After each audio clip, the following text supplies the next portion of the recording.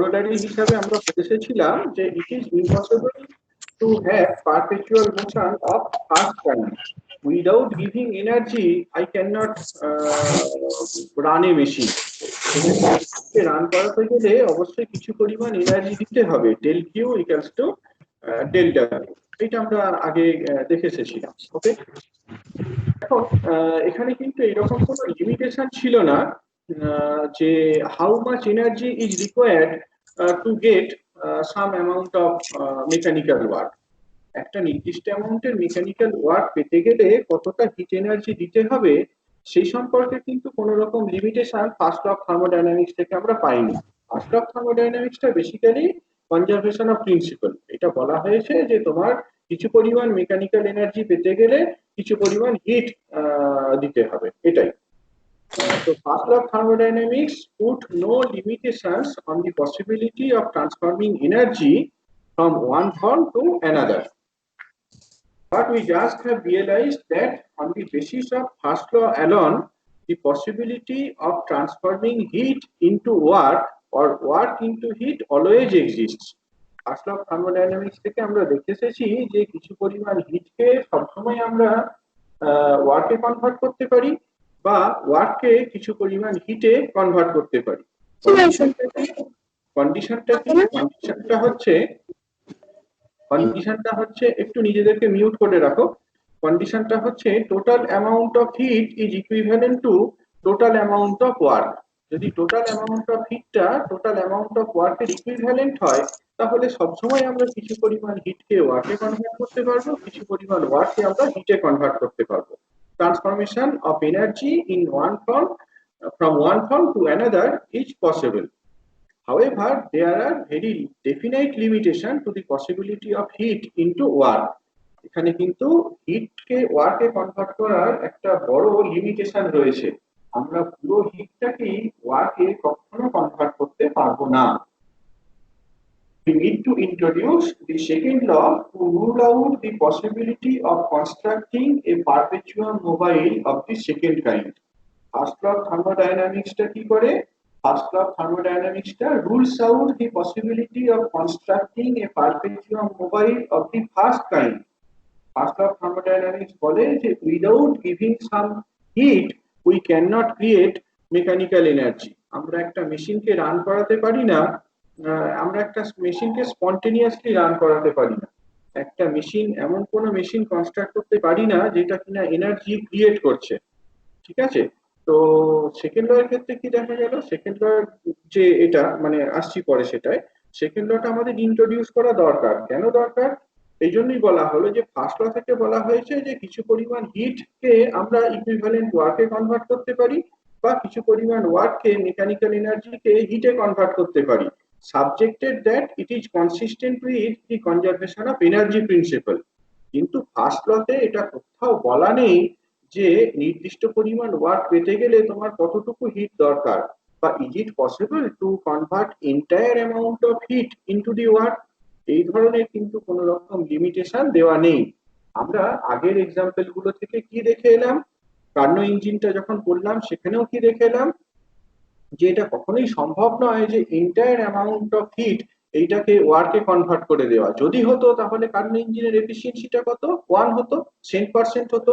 আমরা বলে এসেছি যে ইন প্র্যাকটিস আমরা দেখে এসেছি বা আমরা acquired of the fact that there is no heat engine that can deliver 10% efficiency. ঠিক আছে, বা আমরা দেখে এসেছি যে we can not have a heat pump that can deliver a coefficient of performance infinity. তাহলে নিশ্চয়ই আমাদের একটা ডিফারেন্ট ল দরকার, একটা সেকেন্ড ল অফ নেচার দরকার that will rule out the possibility of constructing a perpetuum mobile of the second kind. এই perpetuum mobile of second kind বলতে এইটা কি বোঝানো হচ্ছে যে impossibility of transforming entire amount of heat into work। এটাই আমরা দেখবো আর কি। তাহলে এটা পরিষ্কার হলো যে ফার্স্ট লটা কিন্তু সাফিসিয়েন্ট নয়। নেচারের যে ফেনোমেনা গুলো সেইগুলোকে কমপ্লিটলি ডেসক্রাইব করার জন্য ফার্স্ট লটা সাফিসিয়েন্ট নয়, আমাদের আরো একটা ল দরকার। Original statement of second law of thermodynamics original statement মানে it is due to Lord Kelvin. Lord কেলভিনের স্টেটমেন্টটা হচ্ছে এইরকম: it is impossible by means of inanimate material agency to derive mechanical effect from any portion of matter by cooling it below the temperature of the coldest of the surrounding objects। বড্ড কঠিন ল্যাঙ্গুয়েজে লেখা, মোদ্দা কথা যেটা বলতে চাইছে সেটা এটাই আর কি, বাংলা মানেগুলো বুঝতে পারছো। ইনঅ্যানিমেট মেটেরিয়াল এজেন্সি মানে কোনো এরকম ন্যাচারাল ডিভাইস আমরা করতে পারি না, কনস্ট্রাক্ট করতে পারি না টু ডিরাইভ মেকানিক্যাল এফেক্ট, যেটা মেকানিক্যাল এফেক্ট প্রোভাইড করবে from any portion of matter, ম্যাটারের যে কোনো জায়গা থেকে, by cooling it below the temperature of the coldest of the surrounding object. অর্থাৎ এই কথাটার মানে কি বোঝানো হলো, যে একটা ম্যাটার রয়েছে বা ধরো একটা রিজার্ভার রয়েছে, সেই রিজার্ভার থেকে একটা inanimate material agency heat extract করছে, করতে করতে করতে করতে কি হচ্ছে, ম্যাটারটা তোমার ঠান্ডা হচ্ছে, এটাকে সারাউন্ডিং অবজেক্টস এর মানে coldest of the surrounding objects, আশেপাশে যে তোমার অবজেক্ট গুলো রয়েছে তাদের সব থেকে যেটা ঠান্ডা, সব থেকে কম টেম্পারেচার যা, তার থেকেও টেম্পারেচারটাকে কমিয়ে এরকম কোনো মেকানিক্যাল এফেক্ট ডিরাইভ করা সম্ভব নয়। Impossible by means of inanimate material agency to derive mechanical effect from any portion of matter by cooling it below the temperature of the coldest of surrounding objects.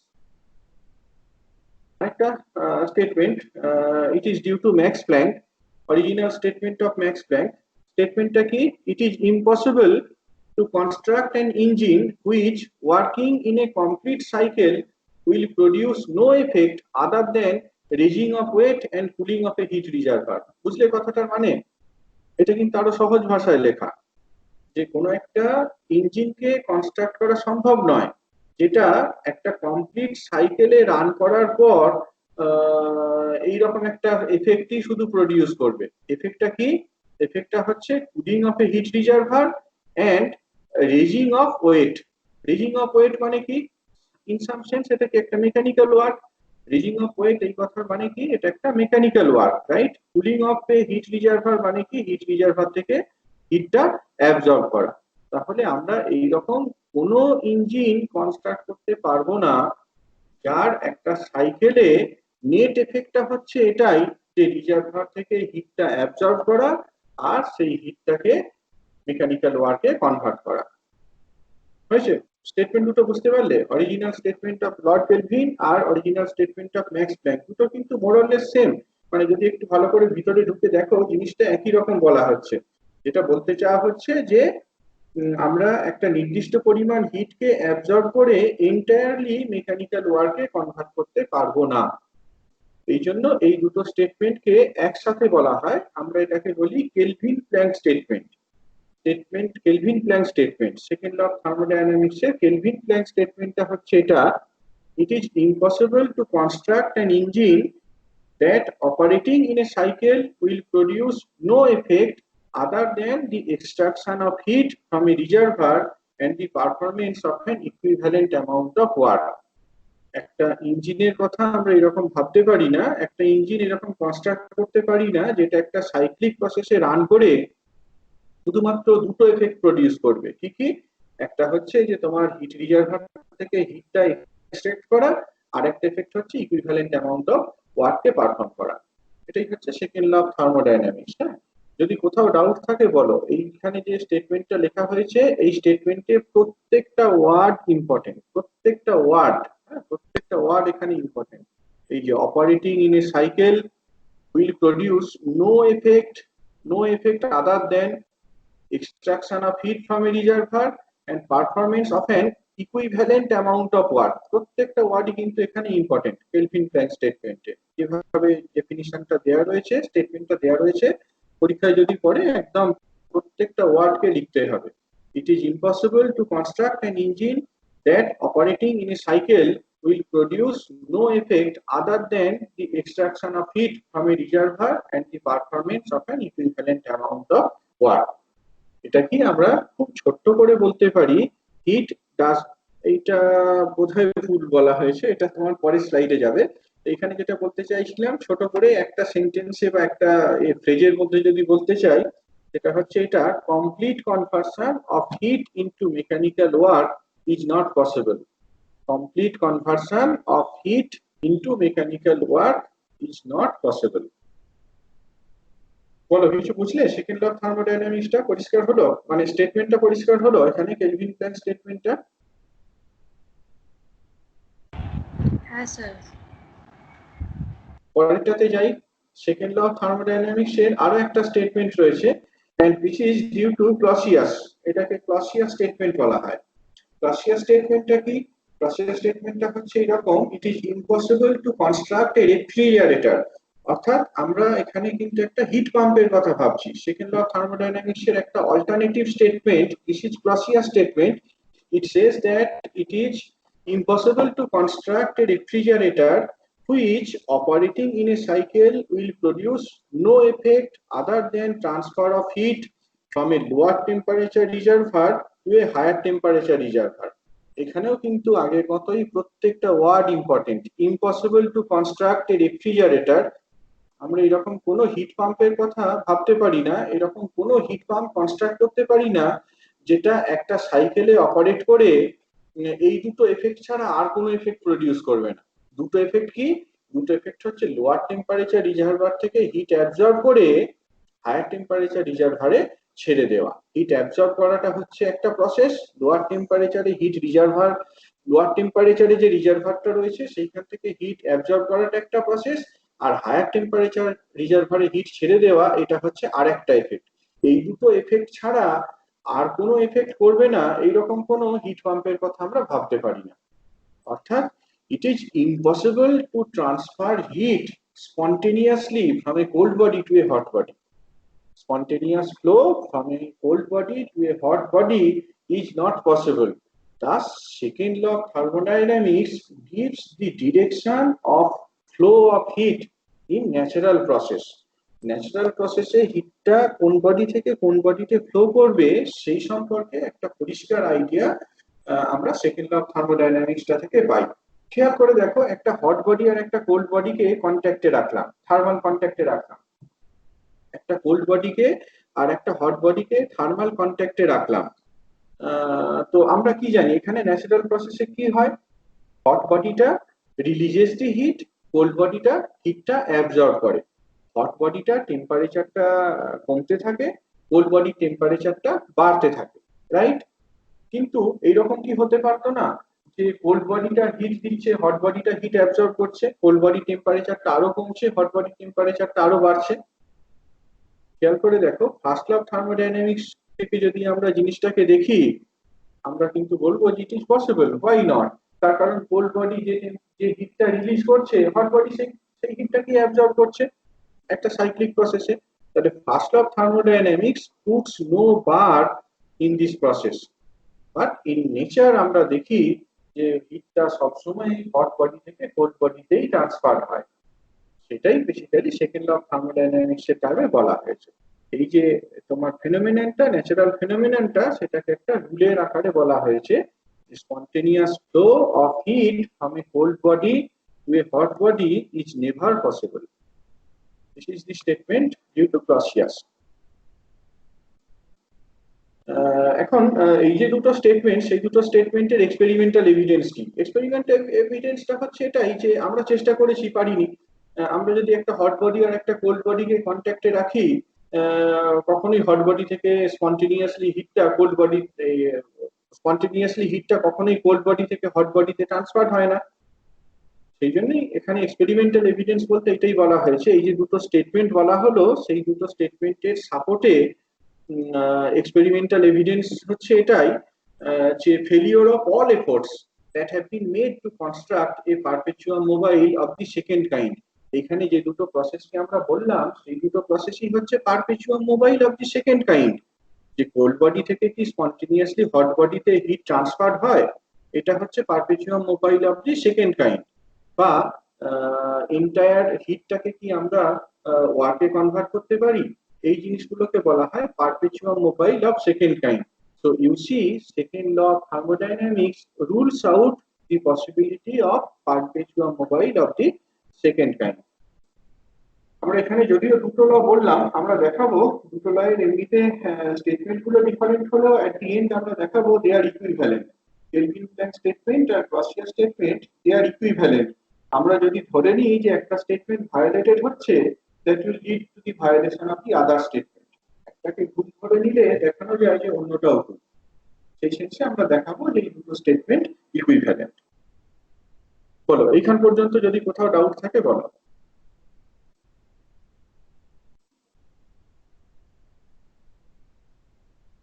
Hello, hello, শুনতে পাচ্ছ?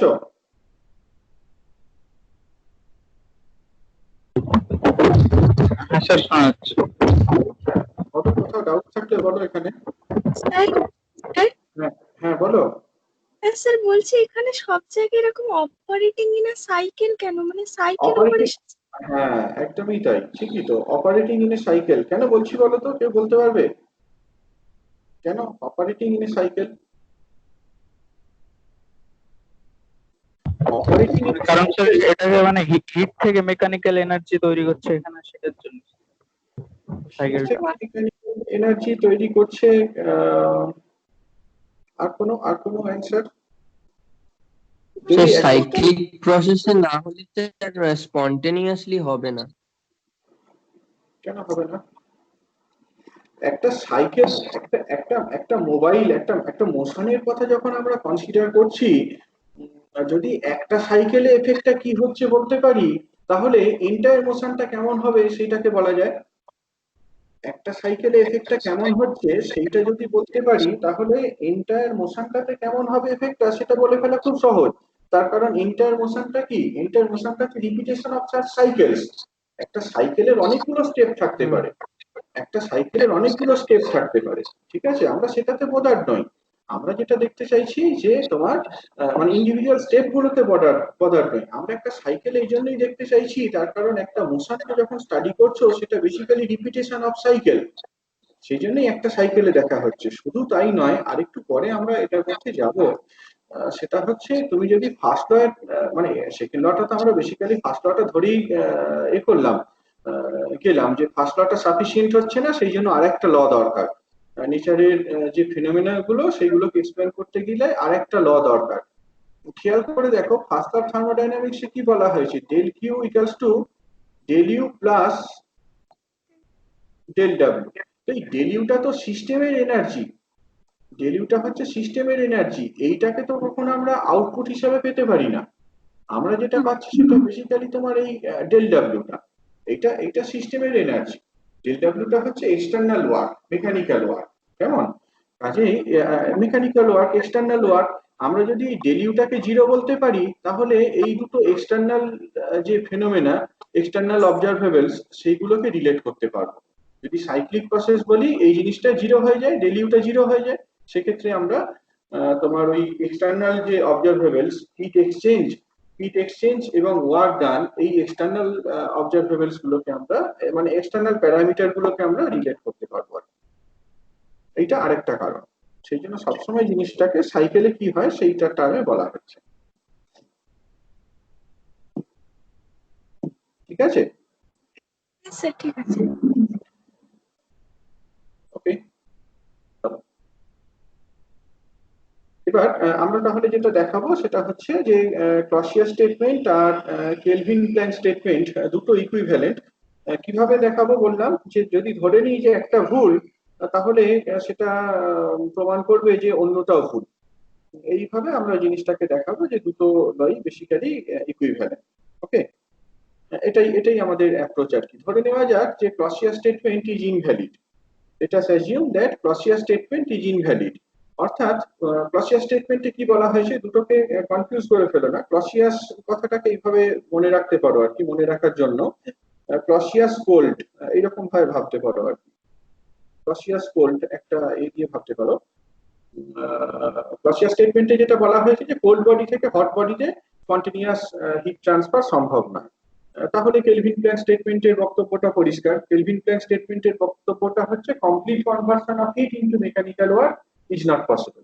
এই তো আমরা যদি ধরে নিই যে ক্লসিয়াস স্টেটমেন্টটা ভুল, তাহলে আমরা বলতে পারি যে আমরা এমন একটা রেফ্রিজারেটর ডিজাইন করতে পারি যার ফাইনাল রেজাল্টটা হচ্ছে transferring heat from cold reservoir to hot reservoir, অর্থাৎ without any energy input, without any work done on the system, এই সিস্টেমটা স্পন্টেনিয়াসলি কোল্ড রিজার্ভার থেকে হট রিজার্ভারে হিটটা ট্রান্সফার করতে পারে। ঠিক আছে, ক্লসিয়াস স্টেটমেন্ট যদি ভুল ধরে নিই তাহলে এই বক্তব্যটা পরিষ্কার। We can have a refrigerator whose final result is to transfer heat from cold reservoir to hot reservoir। অর্থাৎ জিনিসটা এইরকম, যদি ক্লসিয়াস স্টেটমেন্টটাকে ভুল ধরে নিই তাহলে কিরকম দাঁড়াচ্ছে জিনিসটা, তাহলে এরকম কিছু একটা জিনিস দাঁড়াচ্ছে। You have the hot reservoir here, এটা হচ্ছে তোমার হট রিজার্ভার, এটা হচ্ছে কোল্ড রিজার্ভার, এখানে একটা রেফ্রিজারেটর রয়েছে বা হিট পাম্প রয়েছে যেটা কিনা তোমার এই কোল্ড রিজার্ভার থেকে পার সাইকেল Q2 হিট অ্যাবজর্ব করছে আর এন্টায়ার হিটটা হট রিজার্ভারে রিলিজ করে দিচ্ছে। এখানে খেয়াল করে দেখো ফাইনাল রেজাল্ট কি হচ্ছে এইটা, মানে একটা সাইক্লিক প্রসেসের নেট আউটকাম হচ্ছে এইটা। অর্থাৎ মেশিনটাকে রান করাতে গেলে, রেফ্রিজারেটরটাকে রান করাতে গেলে কোনো এক্সটার্নাল ওয়ার্ক তোমাকে ফিট করতে হচ্ছে না, এক্সটার্নালি কোনো রকম এনার্জি, মেকানিক্যাল এনার্জি ডেলিভার করতে হচ্ছে না। ঠিক আছে, তাহলে এই যে হিট, এই যে রেফ্রিজারেটরটাকে দেখালাম, এই রেফ্রিজারেটরটার ওয়ার্কিং প্রিন্সিপালটা Clausius statement of second law সেইটাকে ভায়োলেট করছে। ওকে, এবার আরেকটা এর কথা ভাবো, আরেকটা কার্নো ইঞ্জিনের কথা ভাবো। হ্যাঁ, একটা কার্নো ইঞ্জিনের কথা ভাবো, সেটা কিন্তু তোমার consistent with second law of thermodynamics, Kelvin Planck statement. এরকম একটা কার্নো ইঞ্জিনের কথা আমরা ভাবছি। সেই কার্নো ইঞ্জিনটা কি, এটা তোমার এই দুটো রিজার্ভারের মধ্যেই কাজ করছে, একটা হট রিজার্ভার T1 টেম্পারেচারে, একটা কোল্ড রিজার্ভার T2 টেম্পারেচারে। তো এই কার্নো ইঞ্জিনটা হট রিজার্ভার থেকে Q1 হিট অ্যাবজর্ব করছে, কোল্ড রিজার্ভারে পার সাইকেল Q2 হিট রিলিজ করছে, আর প্রত্যেকটা সাইকেলে এই Q1 মাইনাস Q2 এই পরিমাণ মেকানিক্যাল ওয়ার্ক ডেলিভার করছে।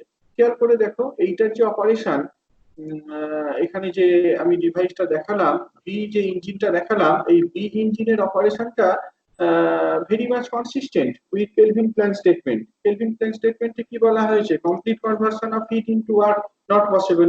এখানে তো কমপ্লিট কনভার্সন হচ্ছে না, Q1 হিট অ্যাবজর্ব করছে আর Q2 হিট রিলিজ করছে, বাকি যে পার্টটা সেইটাই শুধুমাত্র মেকানিক্যাল ওয়ার্কে কনভার্টেড হচ্ছে। ওকে, বাকি পার্টটা মেকানিক্যাল ওয়ার্কে কনভার্টেড হচ্ছে, তাহলে এইটা তোমার কনসিস্টেন্ট। এবার এই দুটোকে মিলে আমরা একটা কম্পোজিট ইঞ্জিনের কথা ভাবছি, অর্থাৎ এই রেফ্রিজারেটর এ আর কার্নো ইঞ্জিন বি, এই দুটোর অপারেশনকে আমরা সিঙ্ক্রোনাইজ করলাম, দুটো সাইকেলকে সিঙ্ক্রোনাইজ করলাম, মিনিং দ্যাট দুটো প্রসেস একই সময় স্টার্টেড হলো এবং দুটো অপারেশন একই সময় শেষ হলো একটা সাইকেল। তো এইরকম ভাবে দুটোকে আমরা যোগ করলাম করে একটা কম্পোজিট ইঞ্জিনের কথা ভাবলাম। কম্পোজিট ইঞ্জিনের অপারেশনটা কি হয় সেটা এইখানে দেখানো আছে। দেখো কম্পোজিট ইঞ্জিনটা তাহলে কি তোমার এই দুটো reservoir, hot reservoir, cold reservoir, এদের মধ্যে কাজ করছে। এখানে দেখো দুটোর অপারেশনকে যখন সিঙ্ক্রোনাইজ করছি, হট রিজার্ভার থেকে বি ইঞ্জিনটা Q1 হিট অ্যাবজর্ব করছে, হোয়ারএজ রেফ্রিজারেটর এটা Q2 হিট রিলিজ করছে।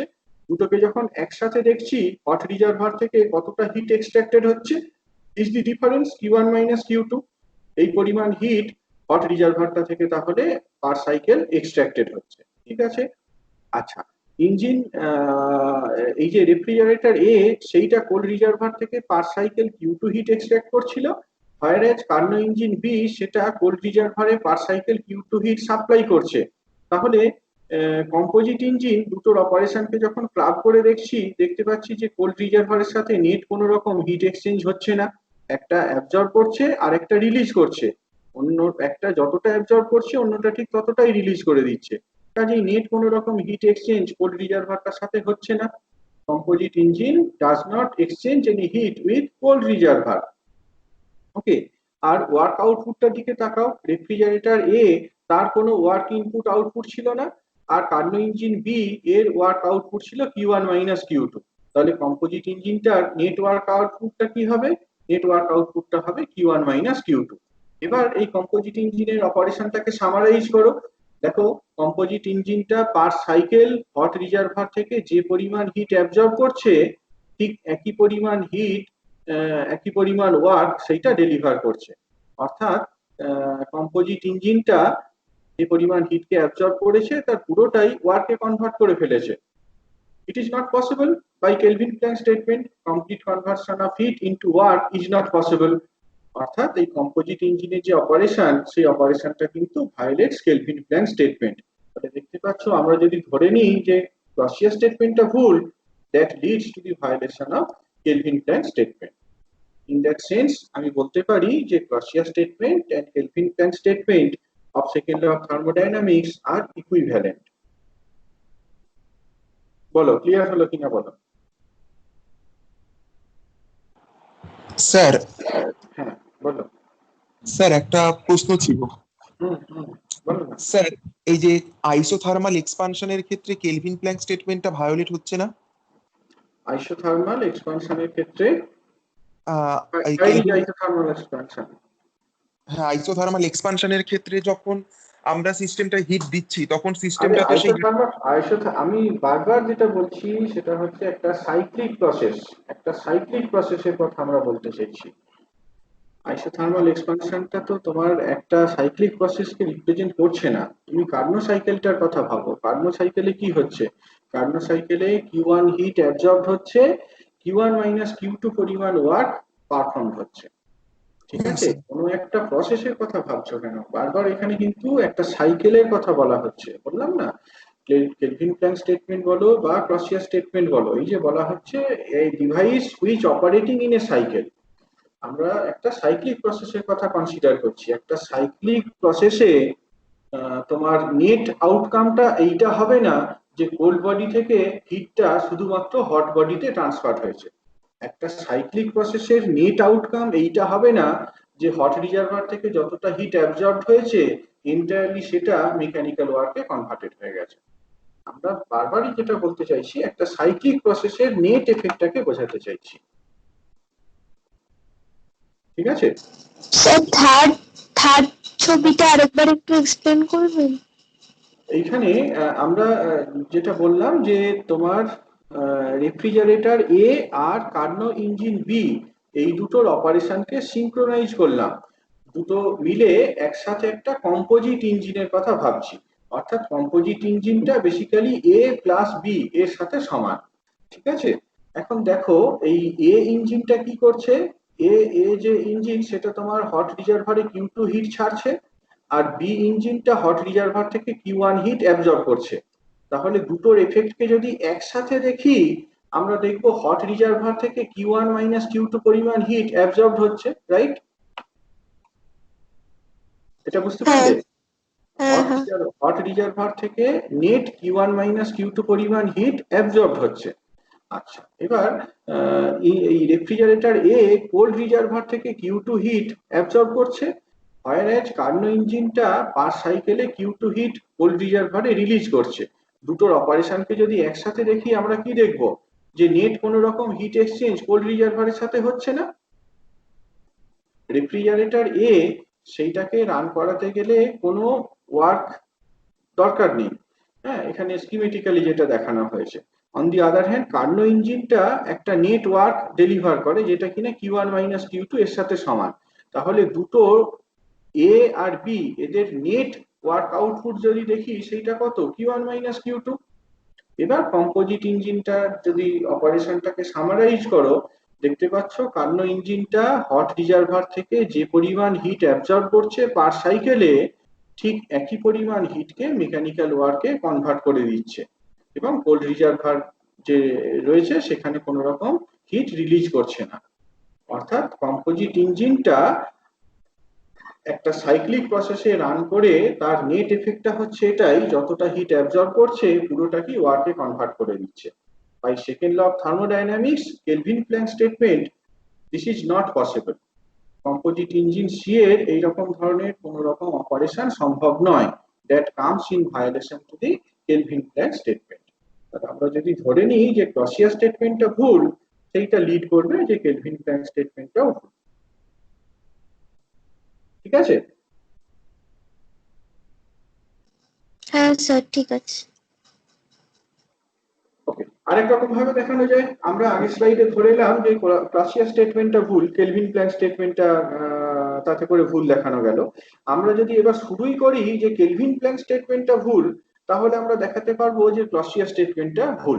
আমরা শুরু করব এবারে তাহলে এরকম ভাবে যে Kelvin Planck statement is invalid.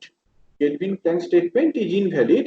That is, we can construct a heat engine whose only final result is to transform heat absorbed from a reservoir into work. আমরা এমন একটা হিট ইঞ্জিন কনস্ট্রাক্ট করতে সক্ষম যার একমাত্র ফল, একমাত্র রেজাল্ট হচ্ছে যে হট রিজার্ভার থেকে অ্যাবজর্বড হিটটাকে ওয়ার্কে কনভার্ট করে দেওয়া। অর্থাৎ এইরকম একটা operation, we can construct A hit engine which operates like this. Hot reservoir থেকে যে পরিমাণ হিট অ্যাবজর্ব করছে এন্টায়ারলি সেইটাকেই মেকানিক্যাল ওয়ার্কে কনভার্ট করে দিচ্ছে, কোল্ড রিজার্ভারে কোনো রকম হিট রিলিজ করছে না। বুঝতেই পারছো হিট ইঞ্জিন এ যে operation that comes in violation to Kelvin Planck statement, এর অপারেশনটা কেলভিন প্ল্যাঙ্ক স্টেটমেন্টকে ভায়োলেট করে। ওকে, এখন এরকম একটা রেফ্রিজারেটরের কথা ভাবো, একটা রিভার্সেবল হিট পাম্পের কথা ভাবো, একটা রিভার্সেবল হিট পাম্পের কথা ভাবো। রিভার্সেবল হিট পাম্পটা কি করছে? পার সাইকেলে কোল্ড রিজার্ভার থেকে হিট অ্যাবজর্ব করছে, এর উপরে ডাব্লিউ অ্যামাউন্টের মেকানিক্যাল ওয়ার্ক পারফর্ম করা হলো, তাতে করে এটা হট রিজার্ভারে ডাব্লিউ প্লাস কিউ2 অ্যামাউন্টের হিট রিলিজ করে দিচ্ছে।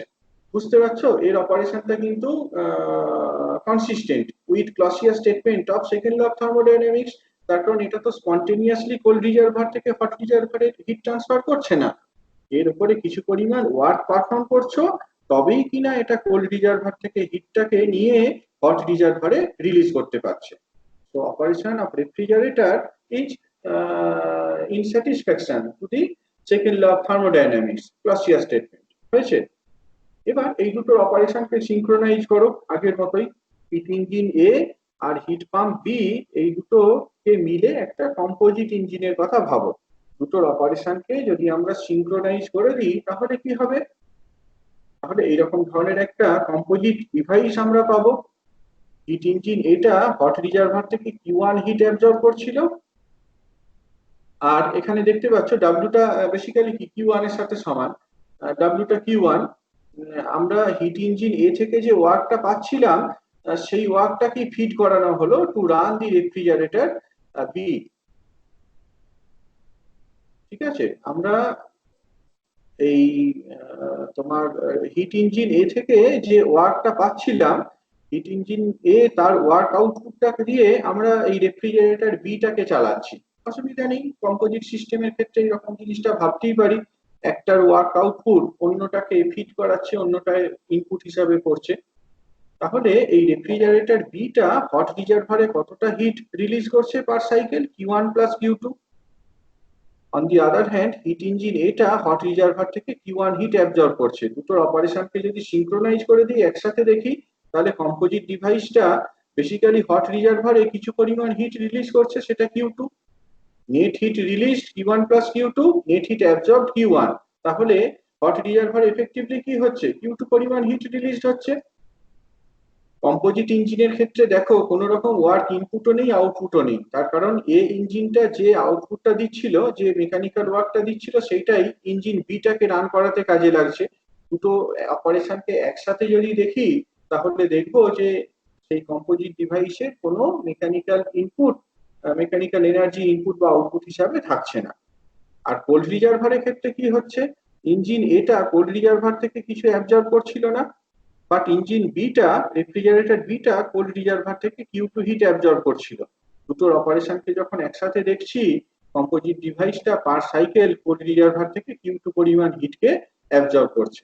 তাহলে কম্পোজিট ডিভাইস সি এর অপারেশনটাকে যদি সামারাইজ করা হয় তাহলে কি দাঁড়াচ্ছে দেখো, কম্পোজিট ডিভাইসটা স্পন্টেনিয়াসলি কোল্ড রিজার্ভার থেকে হিটটা অ্যাবজর্ব করে হট রিজার্ভারে রিলিজ করে দিচ্ছে। Is it possible? Clausius statement of second law of thermodynamics says that it is not possible. Spontaneous flow of heat from cold reservoir to hot reservoir is not possible.